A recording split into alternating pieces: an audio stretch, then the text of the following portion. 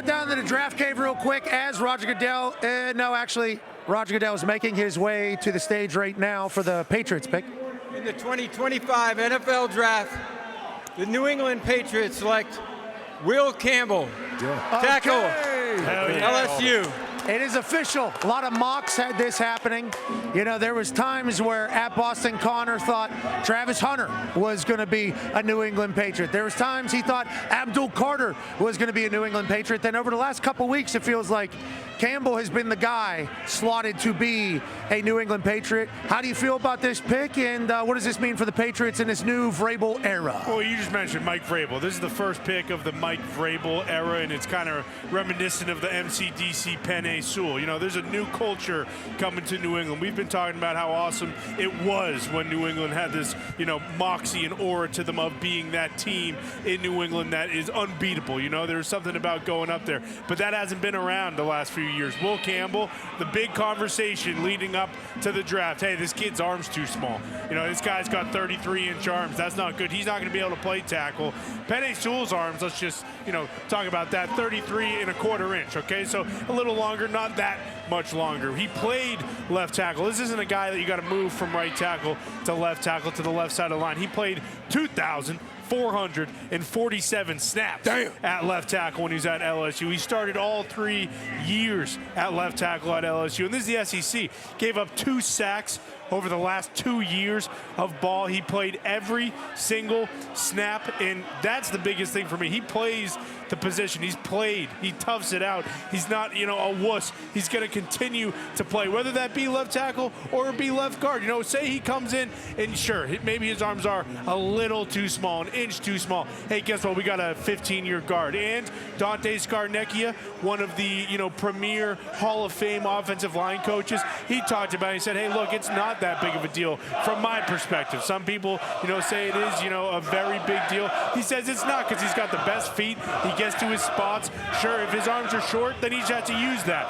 Throw the punches at the right time, kind of use those angles, get to your spot. Guy's 6'6", 319. Feels like you've done a lot of research. This is a good pick. It is a good pick. Well done, Coach.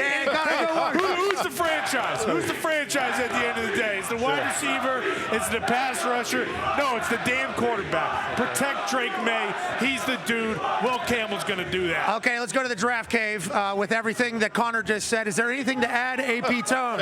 Connor did an incredible job. There's a couple of things. He's the first true freshman to start at left tackle for LSU.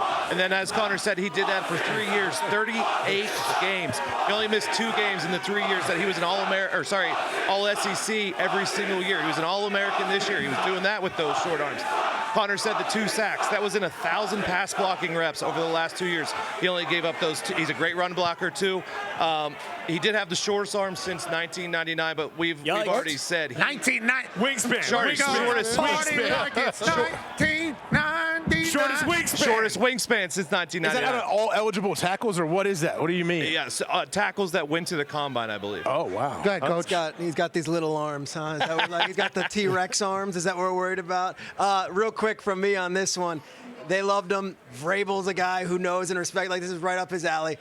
I've been told that all week he's been walking around wearing the free shirt that the NFL gave all the rookies. Like, he just got a T-shirt and here's a bag and a gift bag, and that's what he's been wearing around town. Beast. I love that. This guy's an all-world guy. But, and what they say is a 3-player draft. If you listen to it all week, it was Genty, it was Carter, it was Hunter. This wasn't one of the guys. And you think if Jalen Milroe, if Joe Milton doesn't throw like he's like, you know, Dan Marino, who knows if this goes a different way, but you can't consider that. You just got to go on. They got the best lineman. Coach Mike McCarthy, offensive line, this high in the draft. You like it? Love it. You're talking about 3 primary positions. Your cornerback, obviously first pick, second pick, rusher, edge rusher, and now the left tackle. You know, that's what in the quarterback. Those are your 4 primary positions in the National Football League. Excellent pick. Obviously, I think the footwork, his hips alignment, and so forth. I mean, talk about his tenacity, his finish. You know, reputation as a great leader. I mean, he is a cornerstone, a keystone. Pennsylvania. Keystone type player. No, I think this is a short arms though, Coach. Short arms was the thing. No, definitely. But yeah, I mean, hey, at the end of the day, can he go inside? I mean, we talked about a bunch of guys. I mean, throughout my career in Green Bay and Dallas, you draft tackle. You draft tackles, you know, and then if he does have a problem, then he goes in and plays guard. Not a big deal. But I mean, this guy's a premier player. He's played in the SEC. You hit the number of snaps. How many? I mean, How many? Yeah, 2,447 at left tackle. yeah, bingo. Didn't miss a game? Yeah, I mean, Didn't miss a game.